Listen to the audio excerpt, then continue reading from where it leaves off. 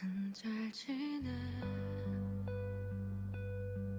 끼니도 거르지 않았어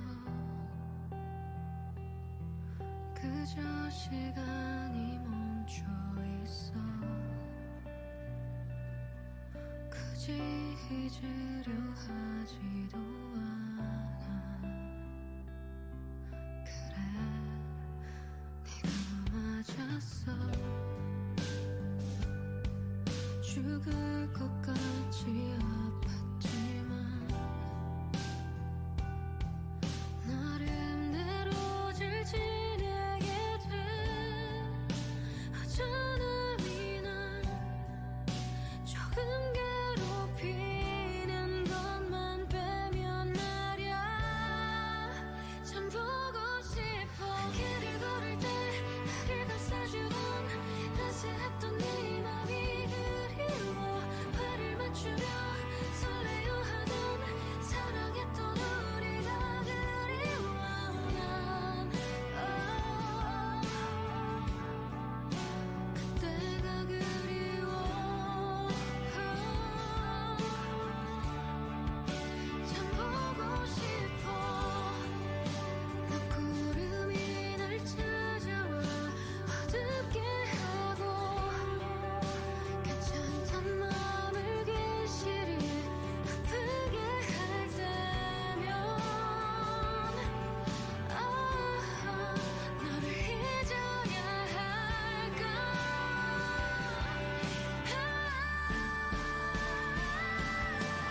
길을 걸을 때 나를 감싸주던 따스했던 네 맘이 그리워 화를 맞추며 설레어 하던 사랑했던 우리가 그리워 난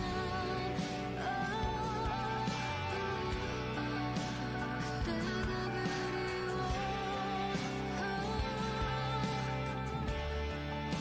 참 보고 싶어 시들어버린 꽃 찢겨져 버린 맘 부서져 버린 날 두고 떠나간다면 홀로 남겨진 나는 오늘도 애써 괜찮은 척 펑펑 울어야 해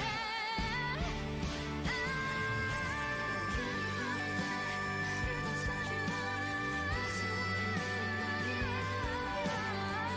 맞추며 설레어 하던 사랑했던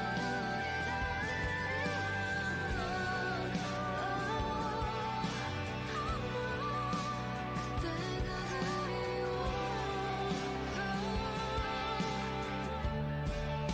참 보고 싶어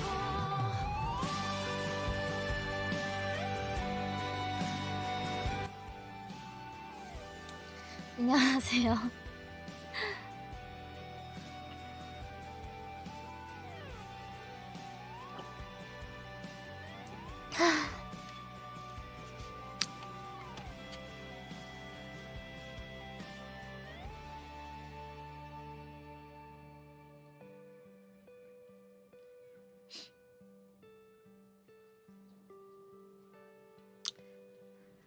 맥윙을 못 먹어서 슬프다.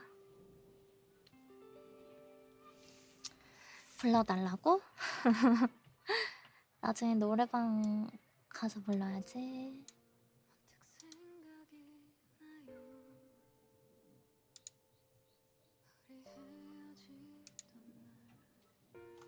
날 배고픈데 내일 먹으라고? 아니 맥도날드 가려면 버스를 타고 가야 돼. 근데 회사에서 집에 올 때랑 반대 방향이란 말이야. 그래가지고 그래서 오늘 병원 간 김에 병원 앞에 있어서 사 먹으려고 한 건데 갔는데 맥모닝 메뉴밖에 없는 거임. 그래서 맞다 10시까지는 맥모닝 메뉴밖에 없지 싶어서 그 새로 나온 비프 스낵 랩인가? 그거 다시 돌아온 비프 스낵 랩인가? 그거라도 있으면 먹을라 했거든? 근데 그것도 없는 거야. 그래서 아유 하면서 왔는데 눈앞에서 버스를 놓쳤어. 그래가지고 맥도날드만 안 들렸으면 탔을 텐데 그것 때문에 집에 오는 시간 한 진짜 한 15분? 20분은 늦어졌을걸? 그래가지고 맥도날드만 안 갔으면 탔는데 그랬어. 맥윙도 못 먹고. 응, 맥세건이 아니야. 오징어나 먹어야지.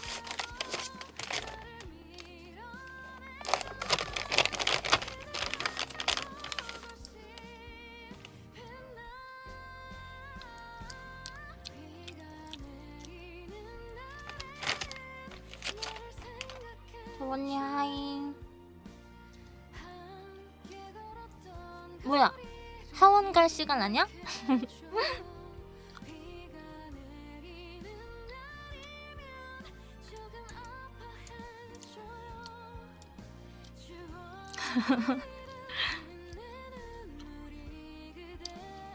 아무튼 맥갱을 못 먹어서 슬프다. 병원 월요일 날 갈걸. 아하. 오케이, 금요일은 수영. 아, 월요일 날 갔으면 맥갱 먹을 수 있었는데.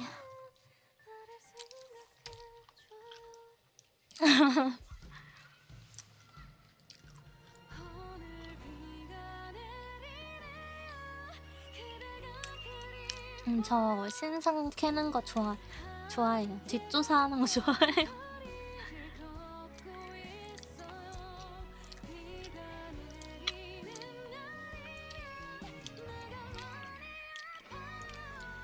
농담인 거 알지? 근데 뒷조사하는 걸 좋아하는 건 아니고 약간 잘하는 것 같아.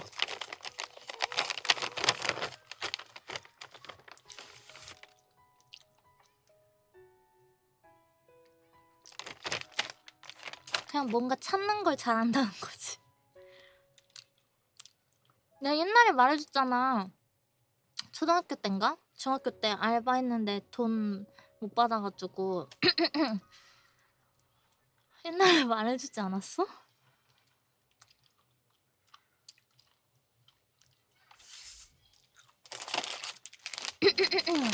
그래서 내가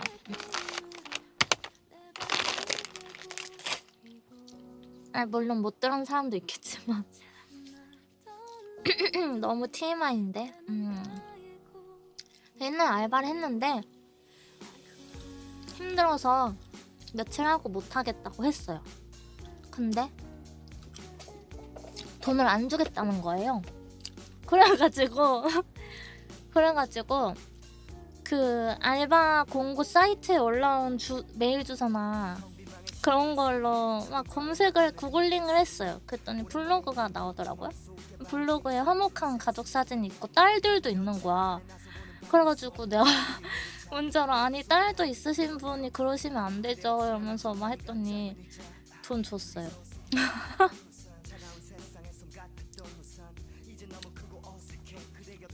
아니 근데 딸도 있는 사람이 일한 거는 돈 줘야지. 아니야? 아니야?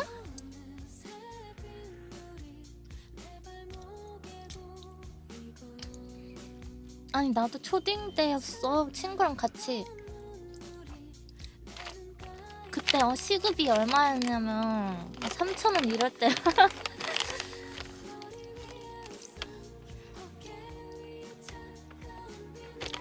초딩 때 친구랑 전단지 알바.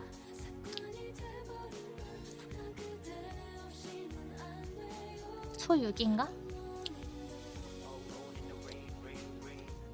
열심히 아파트 쏘다니면서 전단지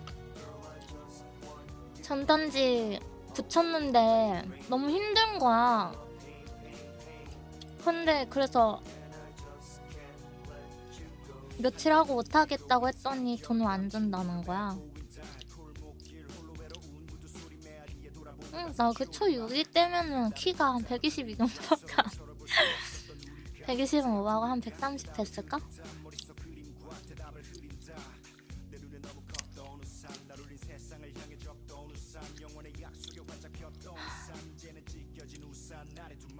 120인가? 우와. 초등학생 키 몇이야? 앞에서 한 두 번째긴 했어요.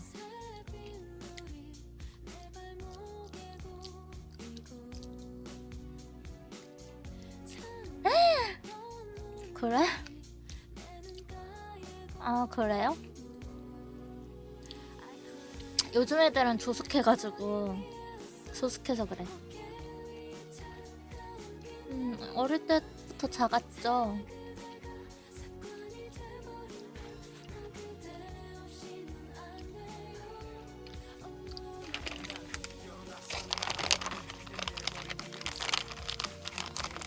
키 작으면 앞자리인가?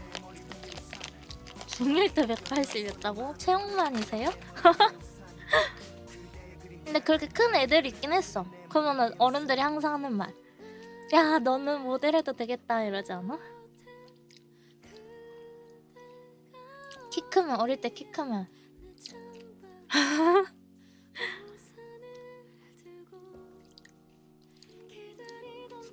밖에 비 와. 비 오는 거 싫어. 우산 써야 돼서 귀찮아.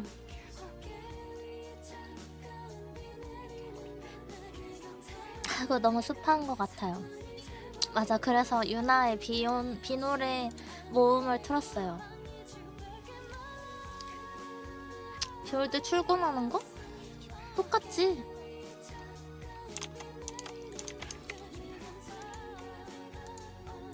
기분은 똑같죠. 그래도 주말에 출근 안 하는 것 같아가지고. 그 이게 주말에 출근이 나보다 이제 우선순위 먼저 출근시키는 우선순위가 있어서 오늘 출근하고 주말 쉬지? 아니 근데 토요일날 레이드 가기로 했잖아. 일요일날 가도 돼?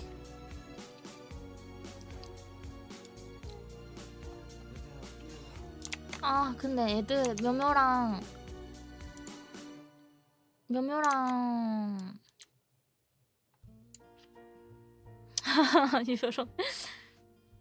해나도 같이 가는 거야? 몰라. 나 해나랑 얘기한 게 없어.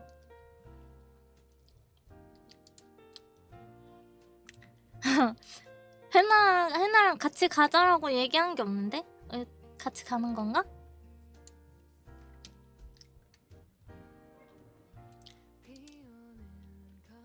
아니 나 딱히 같이 가자고 얘기한 게 없는데.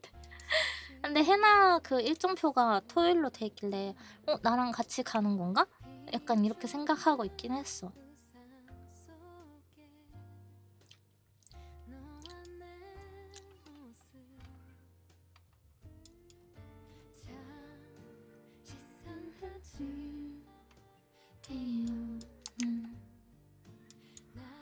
아니 애들이 보자고 해서 내가 주말 출근 확정되면 보자고 말해준다고 했는데 일요일날 그러면 일요일날 보자고 하려 했거든요. 그럼 일요일날 그냥 아점 먹고 방송 잠깐 한 다음에 애들 어차피 막 한 2, 3시, 3, 4시 이때 보니까 그런 거 나가서 볼라 했는데 일요일은 또 묘묘가 안 된대.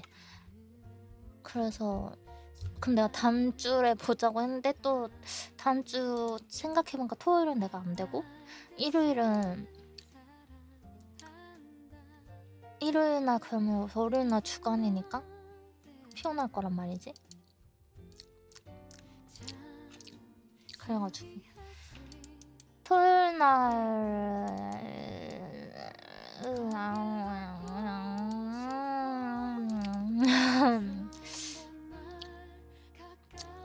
몰라. 답장 오겠지.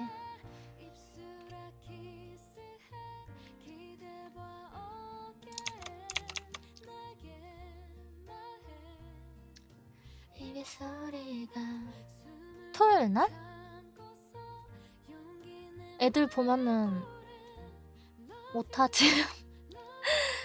애들 보면 못하지 않을까? 애들 보면 늦게 하거나 애들 보면은 한 자고 일어나서 바로 애들 보고 나서 한 밤 10시는 돼야 집에 오지 않을까?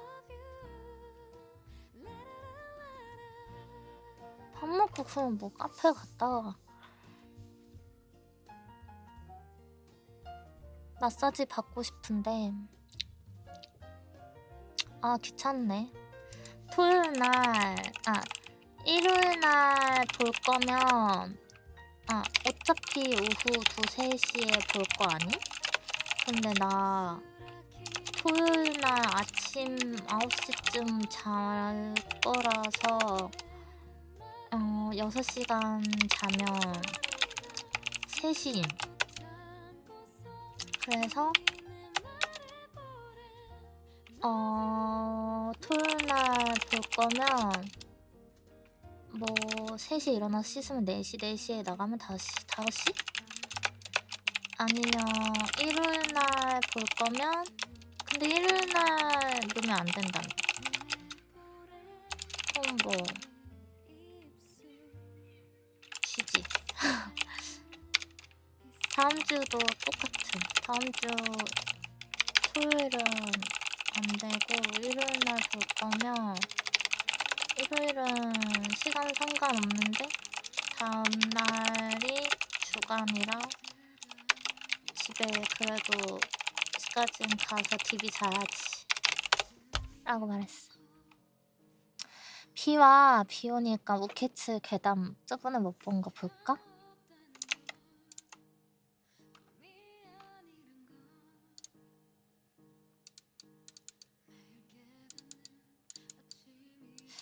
근데 4시간만 자도 되긴 해. 마사지 받을 거면. 그러면 될 수 있나? 아니야, 말 안 할래. 4시간? 힘들어. 안녕하세요.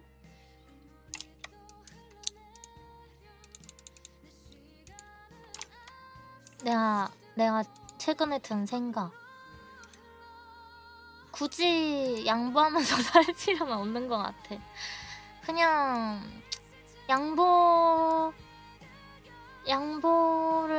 나는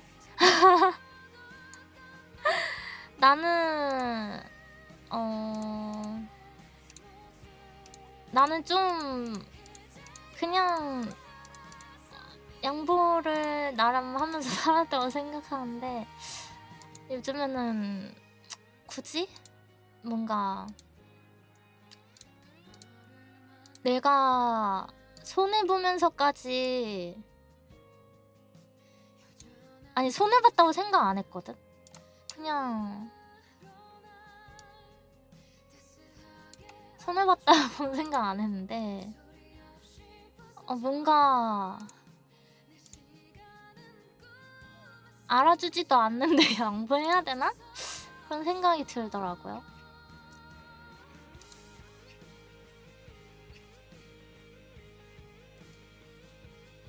그래서 그냥 아니 물론 알아주는 사람도 있는데 생색내는 게 더 싫어. 양보도 안 하고 그냥 일단 나부터 살고 보자. 알아주는 사람도 있긴 한데 그냥 뭐 양보 안 하고 안 알아줘도 된다 마인드가 더 나은 것 같기도 하고. 그러니까 안 알아줘도 되니까 굳이 양보 안 할게. 그런 느낌? 생색내는 거는 더 싫기 때문에 그냥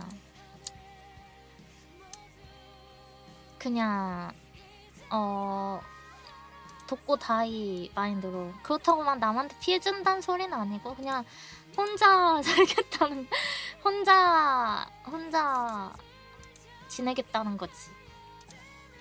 이거 무서운 거야?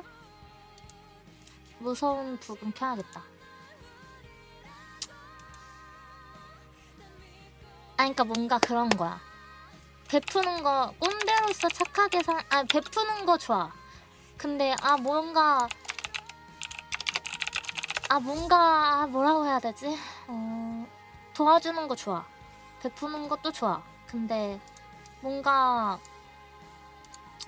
그거 있잖아. 내 거를 내가 먹을 음식을 약간 호빵맨 마인드는 버리고 그러니까 호빵맨 마인드는 버리고 그러니까 원래 기존에는 약간 호빵맨 마인드였다면 호빵맨 마인드는 버리고 약간 그냥 식빵맨 정도? 그냥 도와는 주되 내 머리까지 떼가면서 도와는 주지 말자 이런 그런 느낌? 원래는 약간 호빵맨 마인드였거든요? 그런 느낌이야. 약간 그런 거지. 내가 내 머리 호빵을 떼어서 줬더니 아 이거 호빵 좀 맛없네. 약간 이런 그런 느낌? 그러니까 굳이 내 호빵까지 떼어서 주진 말고 그냥 손만 잡아주는 정도? 무서운 거야? 미스테리 부금 켜야 되나? 빵 아저씨? 무서워서 무서워서 아니 오늘 자려고 했는데 이상한 소리가 들렸어. 그래서 순간 좀 무서웠어. 막 뭔가 기계 돌아가는 소리가 자꾸 나가지고 무서웠어. 무서운 부분. 그 정도는 아니야?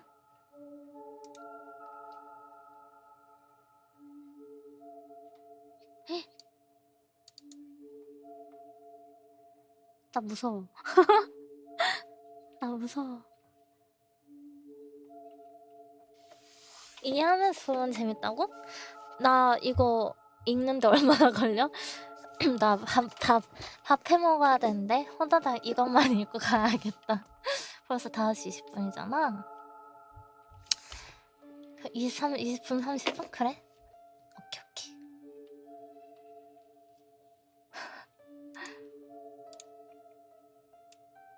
무서워. 오케츠 계담. 발송자 불명의 택배. 요 사이트에 올라온 건가 봐. 그래서 지워야지 이따가. 달마다 낯선 사람이 택배를 보냅니다. 그 이상한 상담을 받은 것은 8월 하순경이었다. 상담자는 오라카 미츠토시라는 40대 남성분이었다. 도쿄에 위치한 연립주택 쿠마키다 맨션에서 혼자 산다고 한다. 평소에 기묘한 사건을 취재 조사하던 나의 존재를 SNS에서 알게 되어 메일을 통해 상담을 요청했다. 내용은 아래와 같았다. 오키츠님께 갑작스럽게 연락드려 죄송합니다. 오라카와 미츠토시라고 합니다. 상담드릴 내용은 다름이 아닌 정체불명의 우편물에 대한 건입니다. 달마다 제 방에 음식이 든 상자가 배송됩니다. 발송자는 매번 다른 이름을 쓰지만 어느 이름 하나 처음 듣는 사람입니다. 메일에 첨부한 사진은 이번 달 초순에 도착한 것입니다. 이거 실화야? 상당히 불쾌하고 공포를 느낍니다. 진상을 밝히기 위해 협력해 주신다면 감사드리겠습니다. 안녕하세요. 실화인가봐. 마치 상경한 대학생에게 부모가 보내는 살림살이 같다. 사진으로 보는 한 불쾌한 물건을 보내서 겁을 주려고 하는 장난기나 악의는 느껴지지 않는다. 그렇기에 누굴 위해서 이런 짓을 하는지 알 수가 없어서 더욱 불쾌했다. 이튿날 더 자세한 정보를 얻기 위해 우라카와 씨와 전화로 이야기하기로 했다. 아래는 그 대화 내용이다. 우라카와 씨 연락해주셔서 감사합니다. 아니요, 갑자기 상담을 드려 폐를 끼쳐서 죄송합니다. 본론으로 들어가서 누가 택배를 보냈는지 정말로 감이 안 잡히십니까? 이를테면 부모님이나 친구들 말입니다. 부모님은 이미 돌아가셨고 요 10수년간은 친구도 제대로 사귀지 못했으니 처자식도 없어서 저에게 음식을 보내줄 만한 사람은 전혀 떠오르지 않네요. 뭐 독거노인 그 반찬 보내주는 그런 거 아니야? 그래서 처음 택배가 도착했을 때는 잘못 배송된 줄 알았습니다. 근처에 사는 다른 우라카와 씨에게 온 택배가 잘못 왔나 싶었어요. 그래도 이웃집을 찾아봤지만 같은 성을 쓰는 집은 한 집도 없었습니다. 그럼 혹시나 해서 말인데 이전에 살던 사람에게 온 택배 아닙니까? 이사한 사실을 주변에 알리지 않아서 그 집에 이제 살지 않는데도 그 사람에게 택배가 도착하는 경우는 자주 있으니 말이죠. 그것도 생각해봤습니다. 하지만 부동산 업자에게 사정을 설명했더니 이전에 우라카라는 사람이 산 기록은 없다고 했습니다. 즉 택배는 틀림없이 우라카 씨에게 배송되었다는 것이다. 그런데 택배는 언제쯤부터 배송되기 시작했습니까? 이사하고 나서 바로입니다. 작년 10월 초순에 이 아파트에서 살기 시작했는데 처음에 도착한 건 그달 말경이었습니다. 그때는 어떤 게 들어있었습니까? 이전에 보내드린 사진과 똑같아요. 레토르트 식품이나 생활용 잡화나. 편지나 메시지는 없으니까? 아무것도 없었습니다. 그때부터 지금까지 매달 다른 이름으로 비슷한 택배가 도착했습니다. 다른 이름으로라는 게 이해가 안 되네요. 이를테면 어떤 이름이 있던가요? 매번 택배가 도착하면 사진을 찍는데 방금 메일로 보내드렸습니다. 햇반, 라면, 휴지. 맛있겠다. 배고파.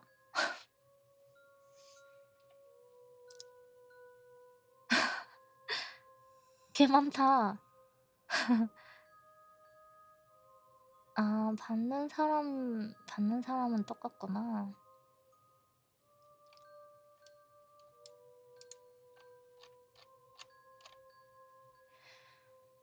발송자의 이름은 전부 여자 이름이군요. 그리고 주소도 매번 다르지만 가나가현 에비나시라는 곳은 공통점이네요. 우라카시 이 지명에 대해 아는 바 있으십니까? 아니요, 에비나시에는 한 번도 가본 적이 없어요. 친척이나 지인 중에 이 지역에 사는 사람도 없어요. 그렇군요. 여기 적힌 주소를 한번 전부 조사해보기로 할까요? 그거라면 이미 했는데요. 전부 실존하지 않는 주소였어요. 도로명 번지수 호수가 전부 제멋대로인 모양이라. 가짜 주소, 그 말인즉슨 여러 명이 아닌 한 명이 이름과 주소를 바꾸어가며 몇 번이고 택배를 보낸다는 말이 된다. 그렇다면 이름도 전부 가명일 것이다. 가명을 쓰는 건 우라카와 씨에게 본명을 알리고 싶지 않기 때문이라고 해도 어째서 매번 이름을 바꿔야만 하는 걸까? 발송자의 동기를 알 수가 없다. 그런데 택배가 오는 것 말고도 다른 이상한 일은 없습니까? 이를테면 전화를 받았는데 아무 말이 없다든가 하는 그런 일이요. 그렇군요. 상관이 있을런지는 모르겠는데요. 네, 사실은 딱 한 번 저희 집 앞에 누가 온 적이 있어요. 이사 와서 얼마 지나지 않았을 때예요. 작년 10월 중순 즈음이겠네요. 밤에 자려고 했더니 문 바깥에서 발소리가 들리는 거예요. 평범한 발소리가 아니라 끼익끼익 거리는 한쪽 발을 끌면서 움직이는 듯한 소리였어요. 그 발소리가 제 방 앞에서 멈췄어요. 손님인가 싶었는데 1분 정도 지나도 인터폰이 울리지 않길래 신경 쓰여서 상황을 보러 갔어요. 제가 현관에 다가가자 다시 끼익끼익 거리는 소리가 났습니다. 문을 열자 사람의 실루엣이 멀어지는 게 보였습니다. 즉 우라카와 씨가 방에서 나올 듯한 기척이 들어서 황급히 도망쳤다는 말이군요. 그 사람의 체격이나 성별은요? 체격은 작은 편이었을걸요? 성별은 밤인데다가 저희 맨션은 공동복도에 전등이 없어서 어두웠던 탓에 잘 모르겠어요. 다만 분명히 왼발을 끌고 다녔던 것 같아요. 쫓아갈 정도로 큰일은 아닌 것 같아서 그냥 가만히 있기로 했지만요. 혹시 그때 현관에 뭔가 적혀있지는 않았습니까? 아니요, 전혀요. 알 수 없는 방문자와 택배 발송자가 동일 인물이라면 한 가지 가능성이 떠오른다. 혹시 스토커는 아닐까요? 선물을 자주 보내고 집 앞까지 슬금슬금 찾아오는 건 스토커 피해 사건에서 자주 듣는 이야기입니다. 40이 넘은 남자를 스토킹하나요? 제가 말하기도 한심하지만 최근에는 머리숱도 꽤나 없어지고 있어서 도무지 여성들의 호의를 살 만한 외모는 아닌데요. 머리숱이 없어도 인기 있을 사람은 있습니다. 스토커라면 내버려 두면 위험할 테니 이를테면 경찰에게 문의하거나 아니면 아예 이사를 가는 등 도망칠 준비를 하는 게 나을 것 같습니다. 경찰이라면 아까 전에 만나고 왔어요. 그치만 택배가 오는 것만으로는 사건으로서 의미가 없는 모양이라 그다지 진지하게 상대해주지 않았어요. 그렇다고 이사를 하자니 돈이 없습니다. 계속 일해온 회사가 작년에 도산해서 사원 기숙사도 폐쇄된 탓에 도망치듯이 들어온 곳이 코마키다 맨션 102호실이란 말이에요. 지금 하는 일로는 달에 2만 엔을 내는 게 고작이라서 이사 비용은 도저히. 도망칠 수도 없고 도움을 요청할 사람도 없다. 진퇴양난이다. 생면부지의 오컬트 작가에게 기댈 수밖에 없었을 거다. 우라카와시가 딱하게 느껴졌다. 알겠습니다. 제가 어떻게든 해보겠습니다. 불안하시겠지만 잠시 기다려주십시오. 정말 죄송합니다. 다만 지금 상태로는 단서가 너무 적군요. 맞다. 지금까지 받은 택배는 아직 가지고 계십니까? 네, 일단 전부 보관해놨습니다. 저에게 보내주실 수 있으니까? 글쎄요, 하나하나 다 크기가 커서 전부 보내드리는 건 힘들겠군요. 그럼 이번 달에 받은 것만 보내주실 수 있습니까? 네, 알겠습니다. 바로 다시 보내드릴게요. 전화를 끊은 뒤 사진을 다시 들여다보았다. 택배 안에는 즉석밥, 레토르트 식품, 티슈나 주방용품 등의 생활용품이 들어있었다. 역시 아무리 봐도 살림살이 택배다. 이어서 송장 사진을 보았다. 모두 똑같은 형식으로 작성되었다. 필적도 비슷한 것을 보아 역시 동일 인물이라고 생각하는 게 옳을 것이다. 그리고 이 사진들에는 또 하나 주목할 점이 있다. 송장 옆에 붙어있는 증지다. 증지란 우체국 창구에서 직원이 우표 대신에 뽑는 스티커다. 즉 택배를 전부 우체국 창구에 가져가서 보냈음을 알 수 있다. 딱 하나 붙어있지 않은 택배가 있었는데 택배 상자 표면에 찢어진 흔적이 있었다. 아마 원래는 증지가 붙어있었으나 떨어졌을 것이다. 발송자가 굳이 이 방법을 고른 이유는 우라카와 씨에게 자신의 정보를 알리지 않기 위함이라고 생각된다. 편의점 택배나 사설회사의 택배로 보내려면 더 자세한 개인정보를 적어야 하는 데다가 담당자의 이름도 기재된다. 이로 인해 자신의 신상이 파헤쳐질 위험이 있다고 생각했을 것이다. 다만 그럼에도 숨길 수 없는 정보가 있다. 우체국의 이름이다. 증지에는 모두 우체국의 이름이 적혀있다. 카자미역. 찾아본 결과 발송자는 세 우체국을 나누어 이용한다는 것을 알았다. 그리고 그 우체국들은 모두 가나가하현 에비나시에 있다고 한다. 주소는 가짜지만 발송자가 에비나시에 산다는 점은 틀림없는 모양이다. 이튿날 우라카와시에게서 택배가 왔다. 사진에서도 보이듯이 음식이나 생활용품이 들어차 있을 뿐 그 밖에 이상한 거 편지나 메시지 따위는 보이지 않는다. 그런데 어째서일까? 실물을 본 순간 기묘한 위화감을 느꼈다. 우라카와 씨가 보는 사진을 다시 본다. 그때 나는 이 사진들의 이상한 점을 알아챘다. 다만 그건 너무나도 사소해서 이 시점에선 그게 크게 신경 쓰지 않았다. 그러나 그것이야말로 택배 사건의 핵심으로 이어지는 중요한 힌트라는 사실을 이후에 알게 된다. 뭐지? 뭘까? 뭐지? 뭘까? 뭔가 규칙이 있나? 배치도 모르겠네. 딱히 이렇게 봐선 난 모르겠어. 우체국의 장소로부터 발송자가 사는 지역을 알았다. 그러나 가명을 쓰는 이상 집집마다 돌아다니면서 주소를 찾는 것은 불가능하다. 진상이 한 발도 다가서지 못한 채 며칠을 흘렀다. 나는 혼자서 해결하는 것을 단념하고 한 지인에게 도움을 요청하기로 했다. 이전부터 여러 번 기사에 협력해준 쿠리하라 씨라는 남자다. 본업은 설계사인데 다방면으로 지식이 풍부하고 머리도 좋아서 이번에도 그에게 도움을 청하기로 했다. 지금까지의 경위를 정리해서 메일로 보냈더니 1시간도 지나지 않아서 전화가 걸려왔다. 여보세요, 쿠리하라입니다. 안녕하세요, 오랜만입니다. 메일은 읽으셨나요? 네, 내용은 거의 파악했습니다. 정리하자면 이거네요. 도쿄 아파트에 사는 우라카와 미츠토시 씨의 집에 달마다 정체불명의 택배가 온다. 발송자는 매번 다른 이름과 주소를 쓴다. 이름은 가명, 전부 여자 이름이랬다. 발송자는 가나가하현 에비나시에 있는 세 곳의 우체국에서 택배를 보낸다. 우라카와 씨가 이 방에 살기 시작했을 때 정체불명의 인물이 방문했다. 정체불명의 인물은 아무것도 하지 않고 문 앞에 1분 정도 서 있기만 했다. 다시 생각해보니 역시 스토커 썰이 유력할 것 같네요. 다만 그 앞에서부터 막혀서 그런가요? 저는 지금 나온 정보만으로 꽤나 자세한 범인의 몽타주가 보였습니다. 네? 우선 범인은 스토커가 아니라고 생각합니다. 말하자마자 부정당했네요. 어째서인가요? 스토커가 피해자에게 선물을 보냈다는 케이스는 상당히 많습니다. 그럼 어째서 그런 짓을 하느냐? 그것은 자신의 존재를 어필하고 싶어 하기 때문입니다. 너를 사랑하는 사람이 있다는 가격한 자기 주장입니다. 그러나 우라카와 씨가 받은 택배에는 전부 다른 이름이 적혀 있습니다. 이건 마치 여자 여러 명이 선물을 하는 듯한 구도가 되고 맙니다.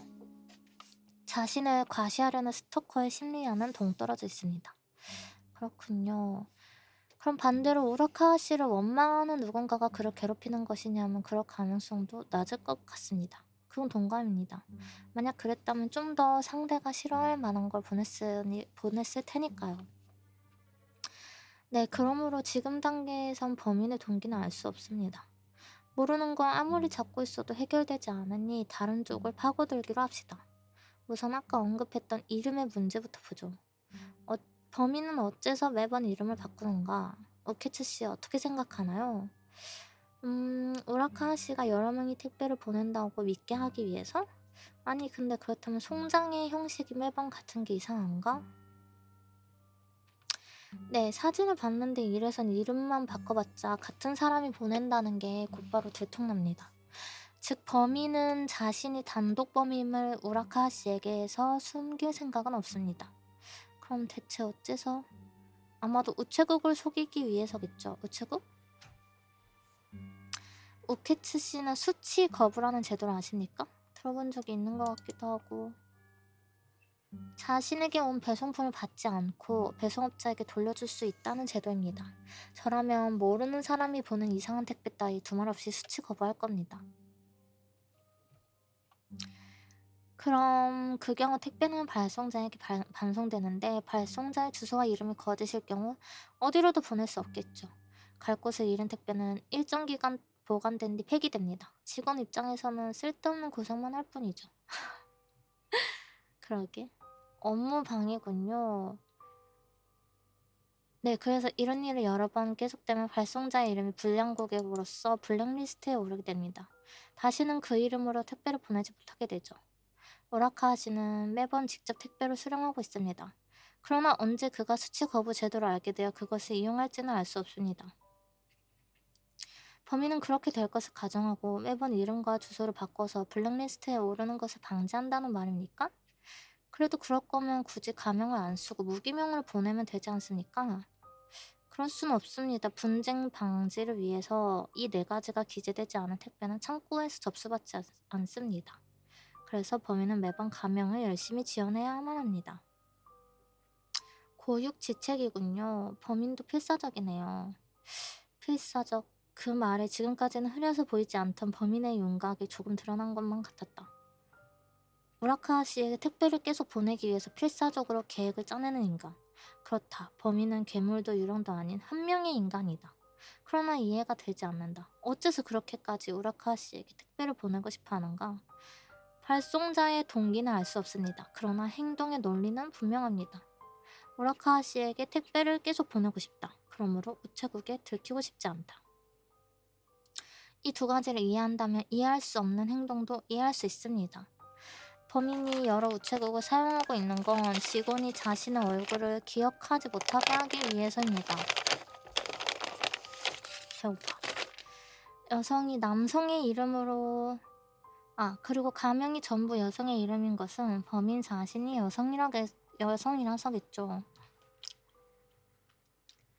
여성이 남성의 이름으로 택배를 보내면 직원이 이상하게 여기지 않겠습니까? 범인은 그렇게 생각한 게 아닐까요? 그렇군요. 모든 것은 우체국의 눈을 속이기 위함이었다니. 점점 범인에게 다가가고 있네요. 그런데 이제부터가 중요합니다. 우체국의 위치에 주목하세요. 범인이 이용한 우체국은 가나가현 에비나시 카자미역을 중심으로 분포합니다. 그 말인즉 범인의 집은 카자미역 주변에 있다고 보는 게 자연스럽겠죠. 그렇네요. 다만 그렇다면 한 가지 의문이 생깁니다. 어째서 전철을 쓰지 않는가? 네? 범인은 여기서 2km 넘게 떨어진 키시에 초등학교 앞 우체국까지도 발걸음을 옮겼습니다. 그럴 바에는 차라리 전철을 타고 다음 역 앞에 있는 우체국에 가는 게 편하지 않겠습니까? 뭐 듣고 보니 그렇네요. 그리고 또 한 가지 이상한 점이 있습니다.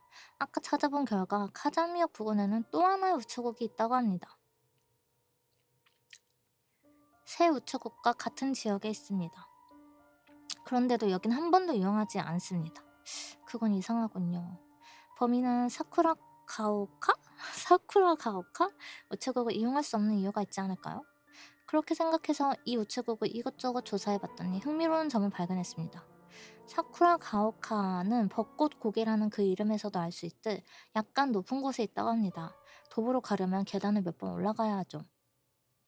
즉 범인은 어떠한 이유로 전철과 계단을 피하고 있는 게 아닙니까? 전철과 계단. 범인은 휠체어를 타는 게 아닐까요? 네? 아마도 고령자 내지는 다리가 불편한 사람. 갑자기 등골이 서늘해진다. 우라카와 씨의 말이 머릿속에서 떠오른다. 문 바깥에서 발소리가 들렸어요. 평범한 발소리가 아니라 끼익끼익 거리는 한쪽 발을 끌면서 움직이는 듯. 그렇다면 우라카와 씨가 들은 발소리는 틀림없이 범인의 소리입니다. 발송자는 다리가 불편한 여성이다. 홀로 걸을 수는 있으나 평소에는 휠체어를 탄다. 작년 10월 여성은 우라카와 씨가 사는 코마키다 맨션을 방문했다. 맨션 앞에 휠체어를 세우고 걸어서 공동복도로 들어가 발을 끌면서 배기호실 앞으로 갔다. 얼마 지나지 않아 우라카와 씨가 나오는 기척을 느끼자 서둘러 물러났다. 그러나 그녀는 무엇을 위해 그런 짓을 한 것인가? 평소에 전철로 다음 역으로 가는 것조차 피하는 사람이 일부러 가나가에서 도쿄까지 찾아왔다? 꽤나 중요한 용무가 틀림없다.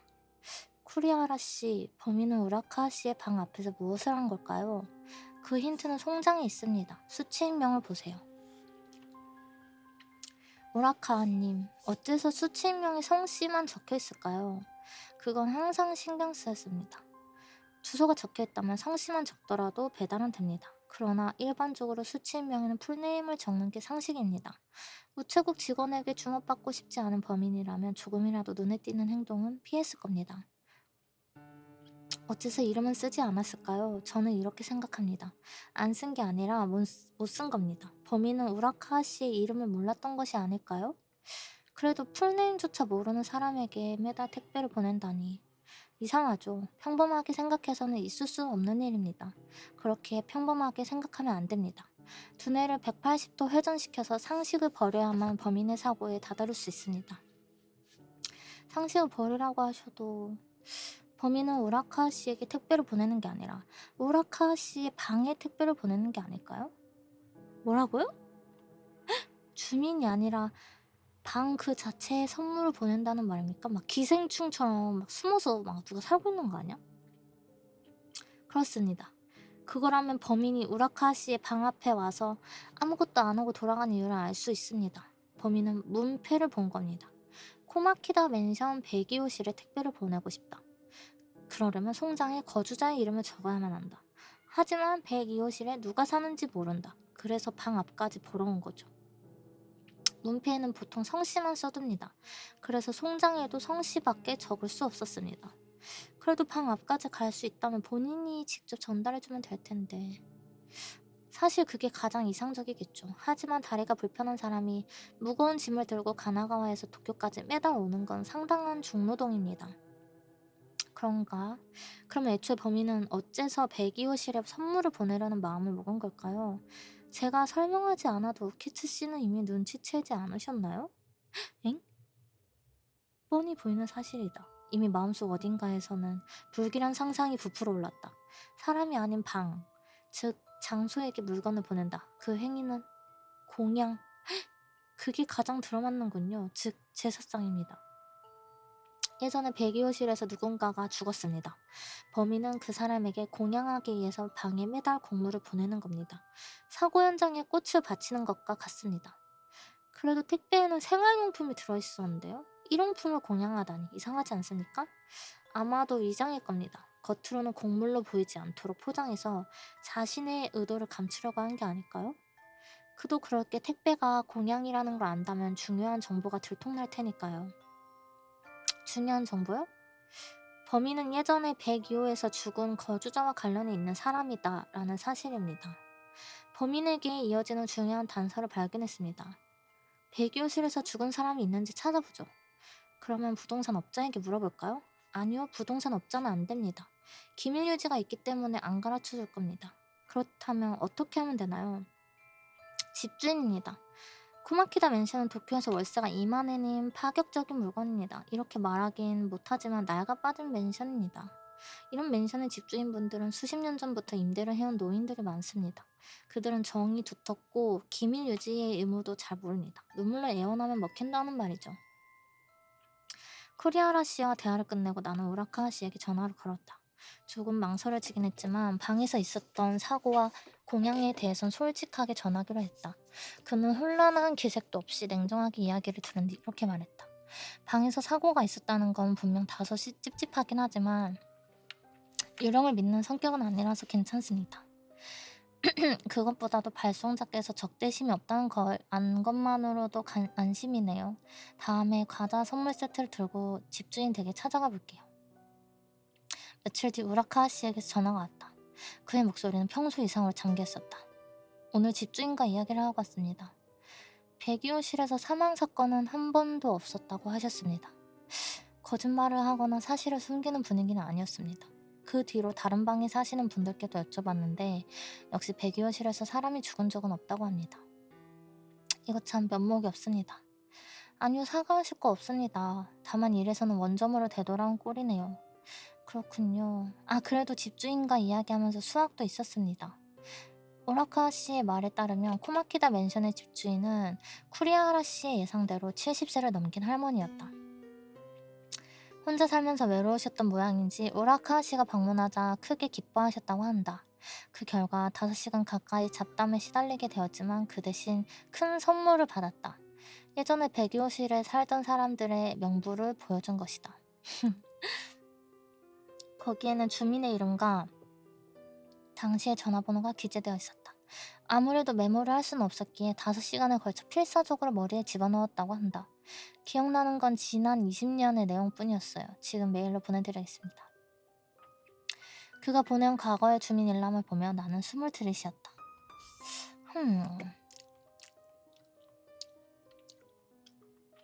뭐지?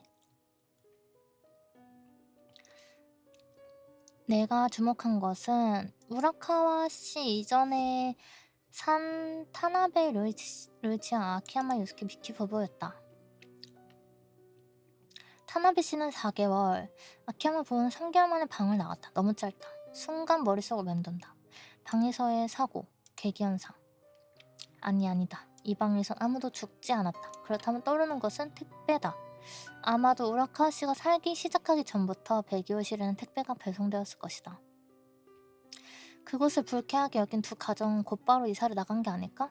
우선 그것을 확인하기 위해 타나베 씨와 아키야마 부부에게 전화를 걸기로 했다. 아키야마 요스케 씨와는 전화가 연결되었다. 내가 백이호실에 대해 묻자 그는 가벼운 분위기로 당시 있었던 일을 말해줬다. 아, 맞아. 그런 택배라면 자주 왔었지. 매번 다른 여자 이름으로 보내오니까 바람 피는 거 아니냐고 아내가 의심해서 꽤나 고생했다고. 기분 나빠서 바로 이사했어. 역시 우라카와 씨 이전에도 택배는 도착했었다. 나는 이어서 아키야마 씨 이전의 세입자에게 전화를 걸었다. 7년... 네, 여보세요. 갑작스레 전화드려 죄송합니다. 키리무라 마코 씨 전화 왔습니까? 네, 맞는데요. 누구시죠? 비교적 젊은 여성의 목소리였다. 나는 지금까지 있었던 일을 설명했다. 도중에 맞장구를 치던 키리무라 씨의 목소리에 점차 긴장이 섞이는 것을 느꼈다. 그래서 말인데 백이호실의 택배에 대해서 조사하고 있습니다. 무언가 알고 계십니까? 몰라요. 작게 그러나 분명하게 거절하다 그녀는 말했다. 그러니까 키리무라 씨가 백이호실에 사실 때에는 택배가 오지 않았다 이 말씀이신가요? 그러니까 그렇다고 하잖아요. 저기요, 이제 끊어도 될까요? 바쁘다고요. 아, 죄송합니다. 저기 마지막으로 하나만 여쭙겠습니다. 지금은 어디에 살고 계십니까? 왜 그런 것까지 말해줘야 하는데요? 다신 전화하지 말아주세요. 전화는 끊겼다. 그러고 나서 이전에 살던 사람에게도 전화를 걸었지만 받지 않았다. 그들이 백이호실에 산 것은 10년 이상 전의 일이다. 이제 휴대전화도 계약을 해지했을지도 모른다. 그렇군요. 가장 수상한 건 키리무라 마코라는 여자입니까? 네, 택배 이야기를 꺼내자마자 금세 태도가 이상해졌어요. 무언가 감추는 듯한 기분이 든단 말이죠. 감추고 있다. 그러고 보니 그 사람 딸이 있다고 했죠? 네, 유이라는 여자아이네요. 키리무라 씨의 목소리가 젊어 보였으니 유이는 아직 어린아이인 것 같습니다. 그 아이 살아있을까요? 쿠리하라 씨가 말하려는 것은 알겠다. 범인은 예전에 배기호실에서 소중한 사람을 잃은 사람이다. 키리무라 마코 씨의 딸 유이는 배기호실에서 세상을 떠난 게 아닐까? 그렇다면 키리무라 씨의 기묘한 태도도 납득이 간다. 그녀는 택배를 보낸다는 사실을 들키고 싶지 않았던 것이다. 따님은 건강하십니까? 그 질문을 받기 전에 그 전화를 끊고 싶었다고 그렇게 생각할 수도 있다. 하지만 혹여 유이가 백이호실에서 세상을 떠났다면 코마키다 맨션의 집주인과 세입자들은 그 사실을 우라카와 씨에게 숨겼다는 게 되네요. 어째서죠? 오케츠 씨, 저는 딱히 백이호실에서 유이가 죽었다고는 보지 않습니다. 혹여 유이가 죽었다고 한다면 맨션 바깥, 더 자세히 말하자면 자동차 도로가 아닐까 생각해봅니다. 도로? 왜 갑자기? 아, 만약 지금까지 제 추리가 모두 맞다고 가정하죠. 그렇다면 키리무라 마코 씨는 한쪽 발이 불편하고 과거에 딸 유이를 잃었다는 게 됩니다. 그런데 범인은 어느 발이 불편했었죠? 분명 왼발을 끌고 다녔을 겁니다. 우라카와 씨가 본 실루엣은 왼발을 끌고 있었다고 합니다. 왼쪽이군요. 그렇다면 범인은 어째서 왼발이 불편해졌을까요? 생각할 수 있는 이유는 다양하지만 저는 이렇게 추리했습니다. 마코 씨는 딸 유이를 자동차 조수석에 앉히고 운전했습니다. 아, 반대지 이거는. 유이는 마코 씨 왼편에 앉아있게 됩니다. 설령 마코 씨가 핸들 조작 중 실수로 차가 도로 좌측에 충돌했다고 가정합시다. 그러면 왼쪽에 앉은 유이가 가장 큰 충격을 받았을 겁니다. 그리고 마코 씨는 왼발에 큰 상처를 입었습니다. 즉 유이는 사고사했다는 말이죠. 그래도 그렇다면 어째서 사고 현장과는 무관한 코마키다 맨션을 공양을 하는 거죠? 오키츠 씨, 조금 뜬금없지만 무덤이라는 게 왜 있는지 아십니까? 네? 왜 갑자기 죽은 사람을 편히 쉬기 위해서일까요? 아닙니다. 산 사람이 참배를 하기 위해서입니다. 있잖아요. 사람은 죽으면 사라집니다. 그것도 아주 눈 깜빡할 새에 말이죠. 잿가루만 남기고 사라집니다. 하지만 남은 사람들은 그걸 견딜 수 없습니다. 그래서 죽은 사람이 머물 장소를 만듭니다. 그게 무덤입니다. 여기에 그 사람의 영혼이 있다고 멋대로 믿습니다. 스스로를 속이는 겁니다. 자신을 속여서 쓸쓸함을 달래지 않으면 살 수가 없습니다. 물론 그 머물 장소란 무덤만이 아닙니다. 불단도 있고 낙골당도 있습니다. 교통사고가 났을 때 도로변에 꽃을 바치는 사람이 있습니다. 그 사람은 도로변에 영혼이 있다고 멋대로 믿기로 한 겁니다. 영혼이 어디에 있는지는 산 사람이 멋대로 정하는 겁니다. 유이는 교통사고로 죽었습니다. 사람에 따라서는 도로변에 유이의 영혼이 있다고 생각하였죠. 그러나 어머니인 마코 씨는 그렇게 생각하기 싫었습니다. 배기가스가 자욱하고 자동차와 사람으로 북적이는 장소에 유이를 두고 싶지 않은 겁니다. 그래서 그녀는 유이의 영혼이 코마키다 맨션 배기호실에 있다고 믿기로 한 거겠죠. 두 사람이 배기호실에서 지낸 시간은 7년 전후입니다. 우키츠 씨가 본 바에 의하면 마코 씨는 젊고 그래서 유이는 아직 어린 여자아이입니다. 즉 유이는 인생 대부분을 배기호실에서 보낸 게 됩니다. 마코 씨에게 있어 유이가 있기 적절한 곳은 배기호실밖에 없었을지도 모릅니다. 쿠리하라 씨의 말에 반쯤은 납득하면서도 의문이 남았다. 유이의 공양을 하고 싶다면 배기호실에 계속 살면 되는 거 아닌가? 일부러 멀리 살면서 거기 사는 사람의 이름을 찾아보고 가면까지 써가면서 공물을 보내는 건 아무리 봐도 너무 번거로운 일이다. 그리고 더욱 알 수 없는 건 공양한 물건들이다. 어린아이에게 공양을 한다면 과자나 장난감을 바치는 게 자연스럽지 않은가?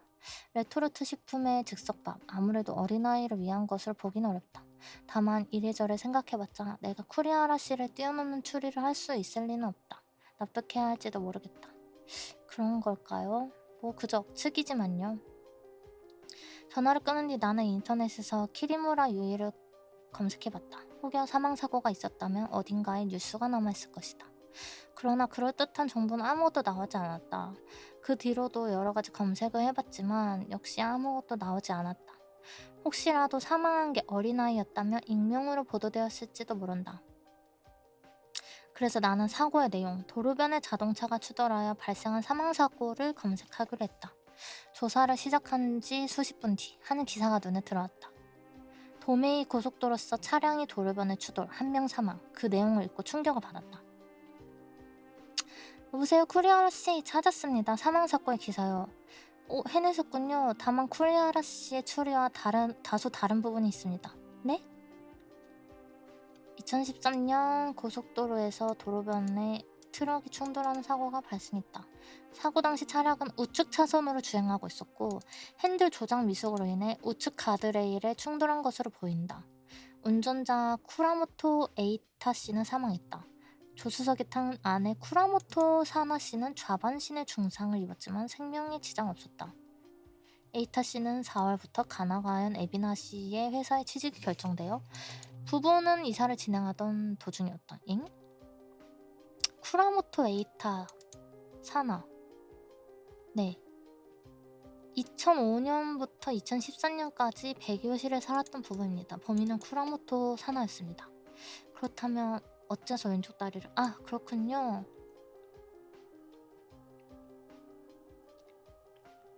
차량은 우측 도로변에 충돌했습니다. 그런데 쿠라모토 사나는 좌반신에 중상을 입었죠. 다소 혼란스럽지만 냉정하게 생각해본 간단한 문제였습니다. 쿠라모토 사나는 조수석에 탔습니다. 달리던 차가 갑자기 오른쪽으로 핸들을 꺾을 경우 간성의 법칙을 따라 조수석에 탄 사람은 차량 안쪽에서 왼쪽에 몸이 부딪히게 됩니다. 쿠라모토 사나가 살아남은 건 그녀의 몸이 차량의 왼쪽으로 기울어서 오른쪽의 충격을 겨우겨우 피해 나갔기 때문인 건가요? 네. 그렇군요. 제 패배입니다. 아니요, 그래도 자동차 사고라는 해석은 맞았고 대부분 쿠리하라 씨가 해결한 거니까요. 그래도 이렇게 된 이상 키르무라 마코 씨 태도가 신경 쓰이네. 범인이 아니라면 그녀는 뭘 숨기려고 한 걸까요? 그거라면 아마... 아니요, 이건 말하지 않겠습니다. 네, 어째서죠? 아는 게 있다면 말해주세요. 아니요, 이건 말해선 안 될 것 같아서요. 뜬금없지만 우케츠 씨 가난하게 살아본 적이 있나요? 꽤나 뜬금없네요. 가난하게 산 적은 없습니다. 저도 그렇습니다. 저희 아버지는 은행원이라서 유복하진 않지만 먹고 사는 게 곤란했던 적은 없습니다. 아니, 쿠리하라 씨의 성장 배경은 궁금하지 않은데 그게 이 사건과 무슨 관련이 있죠? 어쩌면 우리 같은 사람들은 이 사건의 본질을 이해할 수 없을지도 모르겠습니다. 뭐야, 죄송합니다. 다음에 또 전화하겠습니다. 말하다 끄는데? 이미 심상한 마음만을 남기고 쿠리하라 씨는 전화를 끊었다. 나는 우선 우라카와 씨에게 전화를 걸어 지금까지 알아낸 것들 모두 전했다. 감사합니다. 그런 거였군요. 이유를 알기만 하면 됩니다. 보내시는 분에게 불평을 할 생각은 없어요. 덕분에 속이 편해졌습니다. 정말로 감사합니다. 사태가 돌변한 것은 며칠 전이었다. 집에서 일을 하고 있다가 연락처 없는 번호로 전화가 걸려왔다. 어째선지 그 번호는 낯이 익었다. 쿠라모토 사나 택배 발송자의 번호다. 나는 두려운 마음으로 전화를 받았다. 그러자 전화 너머로 가녀린 여성의 목소리가 들렸다. 여보세요, 실례합니다. 마츠하라 리에라고 합니다. 며칠 전에 이쪽 번호로 전화를 주신 것 같아서 제가 다시 전화 드렸습니다. 네, 분명히 전화 드렸습니다. 저 실례지만 이건 쿠라모토 사나 씨의 전화번호 아닌가요? 네, 맞습니다. 말씀이 늦었습니다. 저는 사나의 언니 리에라고 합니다. 그렇군요. 실례했습니다. 어째서 그러나 사나에게 건 전화를 언니가 받는 걸까? 나는 전화하기까지 이른 사정을 설명하기로 했다. 그렇군요. 동생이 그런 짓을. 언니분께서 모르고 계셨습니까? 네, 에이타 씨를 잃고 나서부터 줄곧 혼자 자기 집에 틀어박혀서 저희 가족에게도 거의 연락을 하지 않았으니까요. 그랬군요. 사나 씨는 지금도 방에만 계신 상태인가요? 아니요, 3개월 전에 세상을 떠났습니다. 뭐라고요? 올해 봄에 암이 발견돼서요. 그걸 알았을 때는 이미 손쓸 방도가 없을 만큼 진행된 상태였어요. 세상을 떠난 건 5월이었습니다. 정말로 눈 깜짝할 새였죠. 돌아가신 게 정말로 5월인가요? 네, 무슨 일이죠? 이상하다. 우라카와 씨의 댁에는 이번 달인 8월 초순에 택배가 도착했다. 사나 씨가 5월에 죽었다면 대체 누가? 저 실례되는 질문입니다만 언니분께서 사나 씨 대신 택배를 보내고 계시지는 않으십니까? 아니요, 애초에 동생이 택배를 보낸다는 것 자체를 방금 알았어요. 그렇군요. 그러면 혹시나 사나 씨가 돌아가시기 전에 누군가의 택배를 보내달라고 부탁을 했다던가 그런 적은 없었나요? 아니요, 그 애는 마지막 몇 년 동안은 누구와도 연락하지 않았으니까요. 다만 누군가를 기다리는 듯한 모양이긴 했어요. 아무네 와주지 않을까라면서 떠나기 직전까지 병실에서 잠꼬대처럼 중얼거렸어요. 누굴 기다렸나요? 모르겠어요. 어쩌면 약물 치료 때문에 기억이 몽롱해졌을지도 모르겠네요. 전화를 끊은 뒤로도 한동안 멍한 채 앉아있었다. 사나씨가 죽은 건 3개월 전이다. 그러나 택배는 이번 달에도 도착했다. 이건 누가 보낸 걸까? 잠시 생각한 뒤 나는 문득 떠올렸다. 처음 이 택배를 봤을 때 느낀 정체를 알 수 없는 불쾌함. 그리고 우라카와 씨가 보낸 사진의 위화감. 지금까지 크게 신경 쓰지 않았다. 그러나 어쩌면 이 위화감이 사건의 진상으로 이어진 힌트가 아닐까? 그때 쿠리아라 씨의 의미심장한 말이 내재해 있었다. 우리 같은 사람들은 이 사건의 본질을 이해할 수 없을지도 모르겠습니다. 문득 전화 너머로 들었던 키리무라 마코의 말이 떠오른다. 몰라요? 그 속에 담긴 거절. 어쩌면 흩어진 정보의 조각이 머릿속에서 이어진다. 그리고 하나의 형상으로 엮인다. 이 사건의 본질, 그것은... 여보세요, 우키츠입니다. 우라카와 씨에게 전하고 싶은 말입니다. 침착하고 들어주세요. 택배를 보낸 쿠라모토 사나씨는 올해 5월에 돌아가셨다고 합니다. 역시 그랬군요. 역시 무언가 짐작 가는 게 있으시군요. 우라카와 씨 슬슬 진실을 가르쳐 주시지 않겠습니까? 보내주신 사진을 봤을 때 이상하다는 느낌이 들었습니다. 택배를 찍은 사진은 8개월 분밖에 없었습니다. 첫 택배가 도착한 건 작년 10월이죠.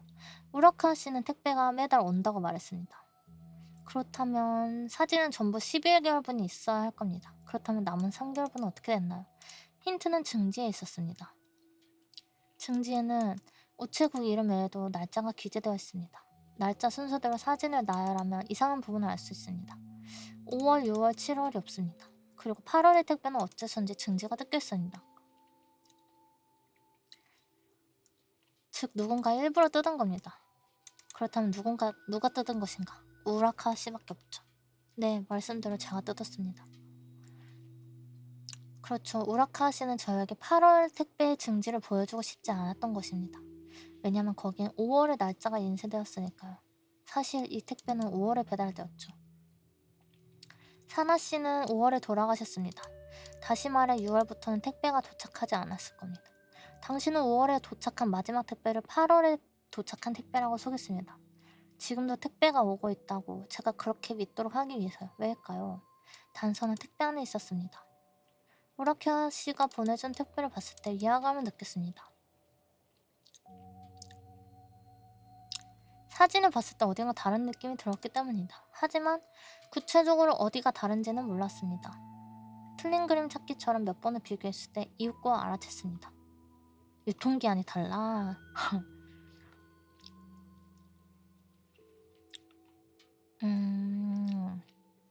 제가 우라카와 씨에게 8월에 온 택배를 저에게 보내주세요라고 부탁드렸습니다. 그 시점에서 택배 속에 음식은 이미 없었던 거 아닙니까?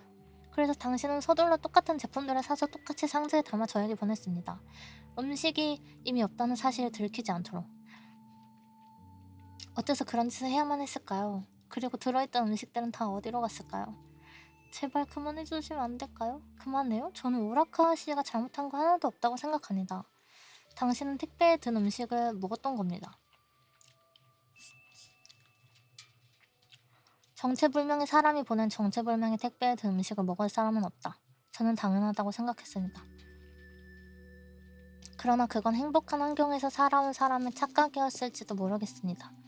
지인인 쿠리아라 씨가 이렇게 말했습니다. 우리 같은 사람들은 이 사건의 본질을 이해할 수 없을지도 모르겠습니다라고요. 우리 같은 사람들이란 무엇인가 이제야 알겠습니다. 굶주린 적 없이 살아온 사람들입니다. 지난 10월에 우라카와 씨는 직장을 잃고 도망치다 코마키다 맨션에 들어왔습니다. 월세 2만엔조차 힘겹게 낼 정도로 돈이 없었습니다. 그럴 때 갑자기 택배가 왔죠. 안에는 음식이 있었습니다. 당신은 갈등했을 겁니다. 출처를 알 수 없는 음식을 먹을 수는 없다고. 그건 인간성을 버리는 부끄러운 짓이라고요. 그러나 배가 고파졌습니다. 돈도 없었고요. 우라카와 씨는 결국 참지 못하고 음식에 손을 댔겠죠. 그로부터 매달 택배가 왔습니다. 우라카와 씨는 그걸 계속 드셨죠. 우라카와 씨에게 있어 정체불명의 발송자란 삶을 도와주는 은인이었습니다.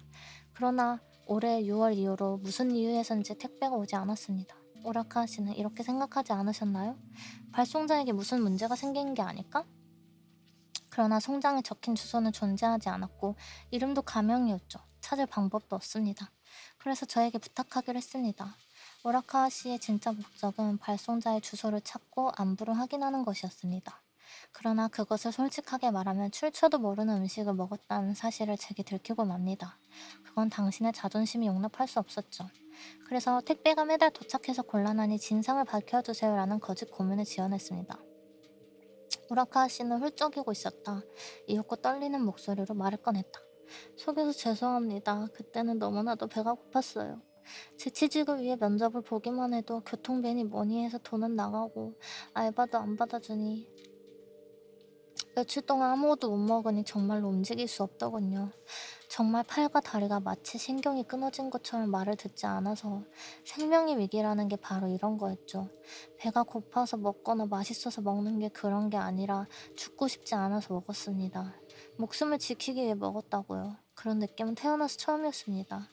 올해 4월에 드디어 꿈꾸던 재취업에 성공했습니다. 작은 시골 공장인데 월급은 적지만 먹고 사는데 문제는 없어졌죠. 그리고 머지않아서 그 택배는 뚝 끊기고 말았어요. 발송자가 누구인지 어째서 이런 걸 보냈는지 알 수 없었어요. 그래도 그 택배가 없었다면 저는 죽었을 거예요. 생명의 은인이라고요. 적어도 감사 인사는 드리고 싶었어요. 이건 말할지 말지 망설였는데 그 택배 덕에 목숨을 건진 거 우라카 씨만이 아닙니다. 나는 이어서 키리무라 마코 씨에게 전화가 걸었다. 바쁘신 와중에 죄송합니다. 웹 작가님. 또 당신인가요? 적당히 좀 하세요. 죄송합니다. 앞으로 2번 다시 전화하지 않겠습니다. 다만 끊으시기 전에 한 가지만 들어주시면 좋겠습니다. 코마키다 맨션 백이호실에 달마다 택배를 보내는 쿠라모토 사나라는 여성입니다. 사나 씨는 3개월 전에 돌아가셨습니다. 네? 키리무라 씨가 사실 때도 택배는 왔었죠. 그분 어째서 돌아가셨나요? 10년 전 당신 18세 프리터였던 키리무라 씨는 아르바이트의 선배의 아이를 임신했다. 아니, 막장 드라마야?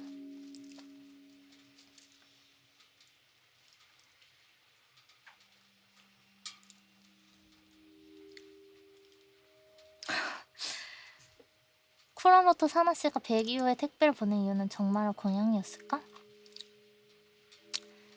아무리 봐도 이게 곡물로는 보이지 않는다. 아무리 봐도 이건 산 사람에게 보내는 택배다. 하지만 무엇을 위해서? 백이호실의 거주자에게 음식을 보내는 데서 사나 씨에게 대체 무슨 이득이 있는가? 그때 사진 한 장의 기묘한 부분을 발견했다. 작년 10월에 받은 택배, 그 부분에 눈길이 향한다. 테이프를 뗐을 때 찢어졌을 것이다. 골판지 끄트머리에 얇은 종이가 뜯어져서 내부가 보인다. 그 안에 무언가가 있다? 분명 골판지와는 색감이 다르다. 이건 뭘까? 생각해보자 무언가 번뜩 떠올랐다. 골판지는 파형의 심을 종이 2장을 감싸는 구조로 돼 있다. 무언가를 숨기기엔 이곳이 가장 제격이지 않을까? 나는 가지고 있는 택배 겉장을 뜯어봤다. 그러자 역시 무언가 숨겨져 있었다. 신중하게 꺼냈다. 종이를 길게 막은 것 같다. 열어보았다. 붓으로 쓴 글자. 일본어와 중국어가 섞인 것 같다. 의미를 이해할수록 가슴이 점점 더 두근거렸다. 어머니 신께 비나이다. 이 혼령을 대가로 바치겠사오니 영을 되살려 주시옵소서. 민간 전승에 따른 강령수.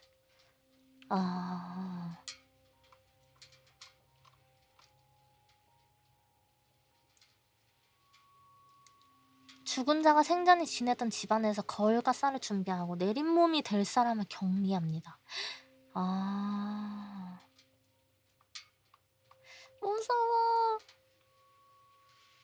거울과 쌀. 짐작 가는 부분이 있다. 항상 신경 쓰이던 택배 속의 생활용품. 알루미늄 호일, 알루미늄 양푼이, 알루미늄 접시 전부 거울의 성질을 갖고 있다. 게다가 매번 택배 안에는 즉석밥이 들어있다. 설마 사나씨가 백이호실 거주자를 내린 몸으로 이용해서 강령술로 에이타씨를 불러내려고 한 게 아닐까? 사나씨는 거주자에게 빙의한 에이타씨가 돌아오기를 기다렸다는 걸까?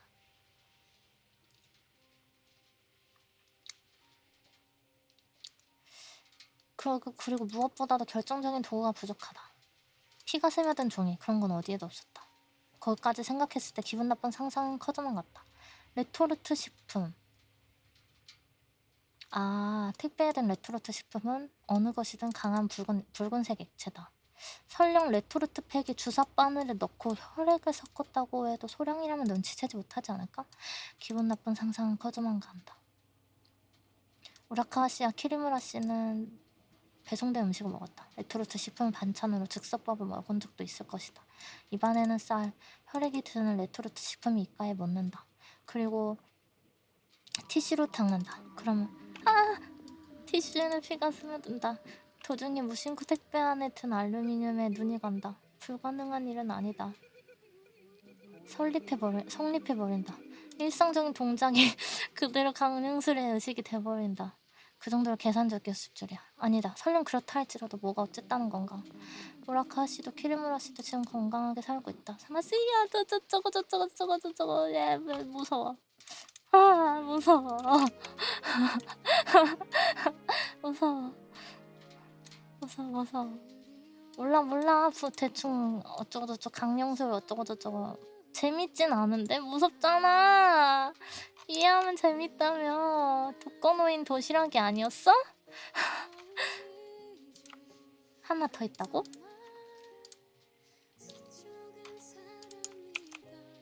예전에 올려줬었나? 이해하면 무서운 게 재밌는 거라고? 무섭잖아. 좋겠지. 이거 또 무서워. 나 배고파. 아 나도 누가 먹을 거 택배로 보내줬으면 좋겠다. 코로나 그거 같다. 그거 코로나 저기 격리 지원 격리 지원 식품? 강령술? 강령술은 좀 무서워. 저 부금리 저 부분이 되게 무서운 것 같아.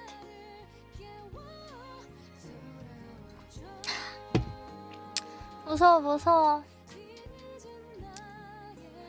나 빨리 밥해서 먹고 출근 준비해야 돼. 비 많이 오나? 참 가봐야 되나? 안 가봐도 되겠다. 페레로세 안 먹었어. 출근은 이제 가능하지.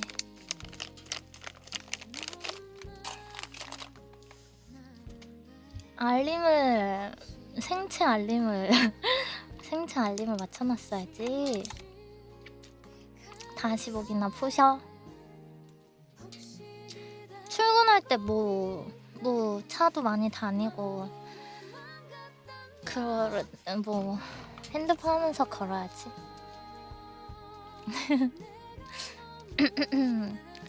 다음에 비 오면 또 저거 딴 거 읽어야지. 근데 너무 무서워. 다음에도 자기 전에는 안 볼래. 지금 어제 출근하니까 본 거고. 아 나는 저런 강령술 얘기가 좀 무서운 것 같아. 예전에도 분신사바 그 나오는 내용 읽다가 소름 돋았었거든? 이상한 직구조? 그게 뭐야? 올려놔주면 나중에 비 올 때 같이 읽자.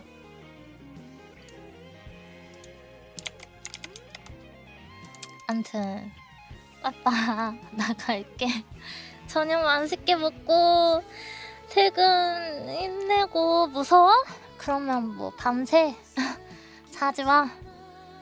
아빠 내일 봐. 내일 뭐 노노랑 애들 답장 몰라. 내일 오방공 쓸게. 문 앞에 택배.